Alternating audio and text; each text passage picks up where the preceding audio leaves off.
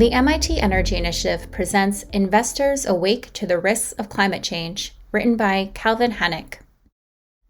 Poppy Allonby, a senior financial executive and the former managing director of BlackRock, has been analyzing the link between climate change and investing for more than 2 decades. For a lot of that, it was quite lonely, Allonby said during her December 1 address at the MIT Energy Initiative Fall Colloquium. There weren't that many other people looking at this field, and over the last 3 or 4 years, that's completely changed. Increasingly, Allonby said, investors are opening their eyes to the long-term risks of climate change, risks that threaten not only the planet, but also their portfolios.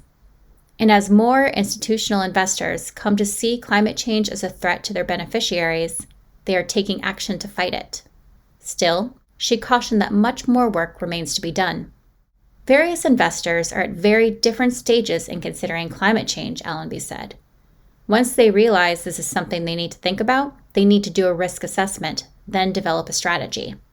When you look at different institutions, she said, some are just at the very beginning of this journey. A changing landscape. Although there is a compelling moral case to be made for taking steps to mitigate climate change, Allonby noted that institutional investors such as pension funds are bound by a fiduciary duty to their beneficiaries. That is to say, they are obligated to put their client or member interests ahead of their own. I talk about fiduciary duty because one of the things that has really changed in the investment space is that more and more investors are beginning to see climate change and climate risk as impacting their fiduciary duty, said Allonby. That has been a shift. In my mind, it makes total sense. If you're a long-term investor and you're thinking about beneficiaries that need assets over the next 10 or 20 years, and thinking about risks that might materialize, and climate change in particular, then that makes a lot of sense. But that is not where we were 5 or 10 years ago. Allonby spent more than 20 years at the multinational investment management corporation BlackRock. For 17 of those years, she was a senior portfolio manager responsible for managing multi-billion-dollar funds investing globally in companies across the traditional energy sector, and also those involved in sustainable energy and mitigating climate change. Most recently, she was head of the corporation's global product group on several continents, where she provided oversight for nearly $1 trillion worth of assets and played a critical role in developing BlackRock's sustainable product strategy. Where I like to think the finance industry is heading is integration, she said. This means thinking holistically about pretty much every decision you make as an investor, and thinking about how climate risk is going to impact that investment. That is a sea change in the mentality around how people invest. Divestment versus engagement. For many years, activists have pushed for institutions, including MIT, to divest from fossil fuel companies.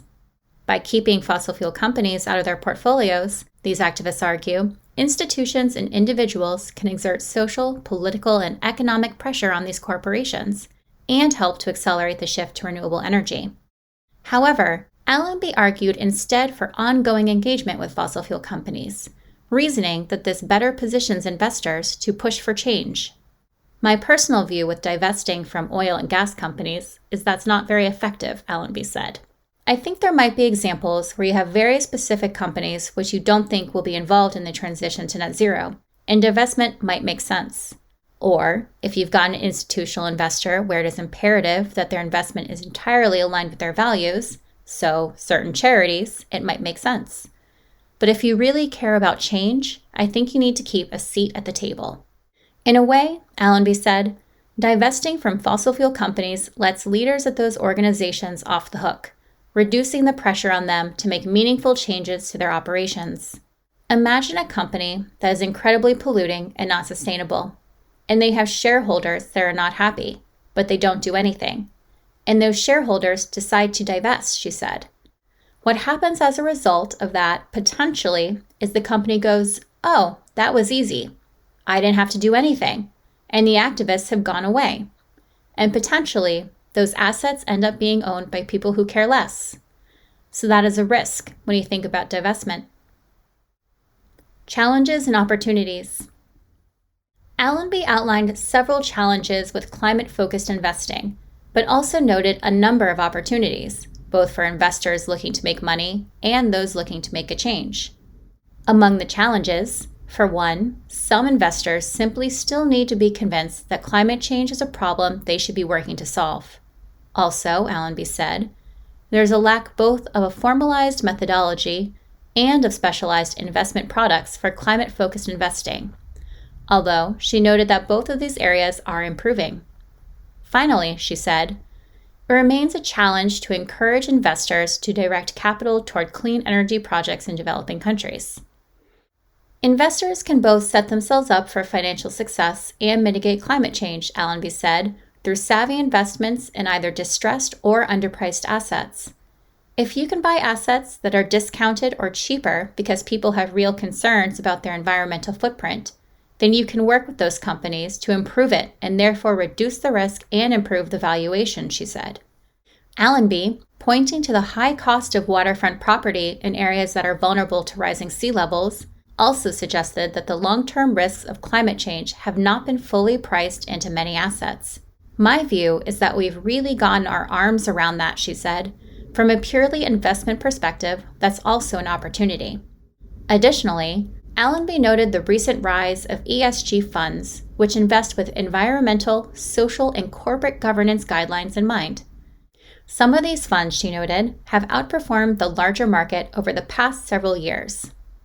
When we talk about climate change, one has a range of emotions, Allonby said. Sometimes it can feel like we're not making enough progress.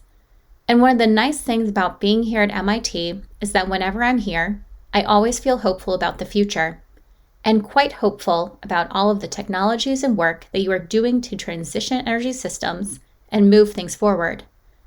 When you look at what's happening in the financial services sector, there's still a huge amount to do, but it's also quite a hopeful story.